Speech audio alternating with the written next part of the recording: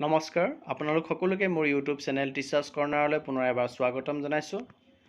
আমাৰ মাজৰ যিসকল ঠিকাভিত্তিক আৰু ষ্টেট পুলৰ শিক্ষক স্পেচিয়েল ৰিক্ৰুইটমেণ্ট ড্ৰাইভৰ যোগেদি ৰেগুলাৰাইজ হৈছে, নিয়মীয়া হৈছে, তেওঁলোকৰ বাবে এটি ভাল খবৰ।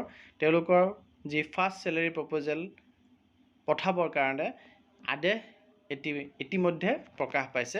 আপোনালোকে সেই বিশেষ আদেশটি দেখিবলৈ পাই আছে, যোনটো director of elementary education Suranjana সেনাপতি মেমৰ ফালৰ পৰা প্ৰতিখন জিলাৰে DO, DI আৰু BO সকললৈ আহিছে আৰু যাৰ বিষয়বস্তু হিচাপে উল্লেখ কৰিছে যে submission of first salary proposal.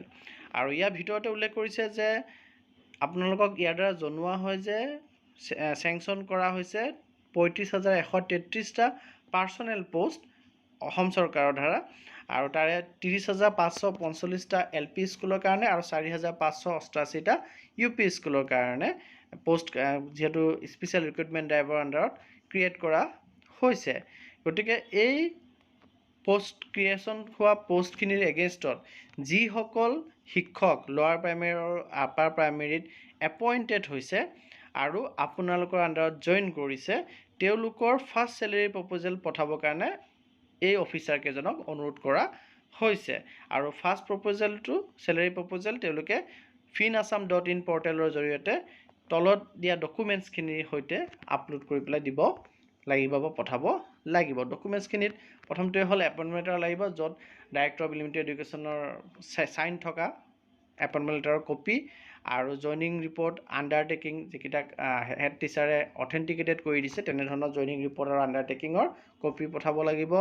আৰু নটৰাইজ যোনটো আমাৰ পুলিচ ভেৰিফিকেশ্যনৰ সলনি নটৰাইজ কপি লাগে অথেণ্টিকেটেড, সেইটো দিব লাগিব, আপলোড কৰিব লাগিব। মেডিকেল ফিটনেছ চাৰ্টিফিকেট দিব লাগিব জইণ্ট ডাইৰেক্টৰ অফ হেল্থৰ পৰা লোৱা, আৰু আগৰ যোনটো পোষ্ট আছে ৰেজিগনেশ্যন লেটাৰ দিব লাগিব, আৰু সেই আৰ্লিয়াৰ পোষ্ট এড্ৰেছটো MDSSA আৰু ৰেজিগনেশ্যন লেটাৰটো এড্ৰেছ হ'ব লাগিব MDSSA লৈ, যিহেতু এপইণ্টিং অথৰিটি MDSSA হয়, সেই ৰেজিগনেশ্যন লেটাৰটো আপলোড কৰিব লাগিব FinAssam.in ফাৰ্ষ্ট চেলেৰী প্ৰপ'জেল দিওঁতে, আৰু এই কামখিনি অফিচে কৰিব।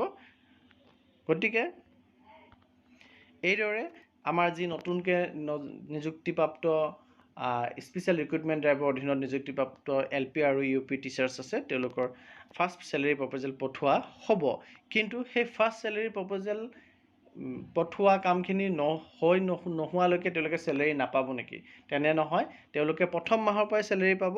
ইয়াত স্পষ্টকৈ লিখিছে, আপোনালোকে দেখা পাই আছে, you are also' requested to release provisional salary to the newly appointed employees as admissible for a maximum period of 6 months from the first month of his her joining in gov services. যে তেওঁলোকে join কৰা প্ৰথম মাহৰ পৰাই 6 মাহলৈকে তেওঁলোকক provisional salary দিব লাগিব। মানে 6 মাহলৈকে যদি এই কামখিনি হৈ নুঠে, তেতিয়া 6 মাহলৈকে তেওঁলোকে প্ৰভিজনেল চেলেৰী পাই গৈ থাকিব প্ৰথম মাহৰ পৰাই। অৰ্থাৎ আপোনালোকে যদি এই ছেপ্টেম্বৰ মাহত জইন কৰিছে, তেতিয়াহ'লে আপোনালোকে ছেপ্টেম্বৰ মাহৰ চেলেৰী অক্টোবৰ মাহতে পাব। প্ৰভিজনেল চেলেৰী ৰিলিজ কৰাৰ ক্ষমতা ব্লক এলিমেণ্টাৰী এডুকেশ্যন অফিচাৰসকলক দি থোৱা আছে।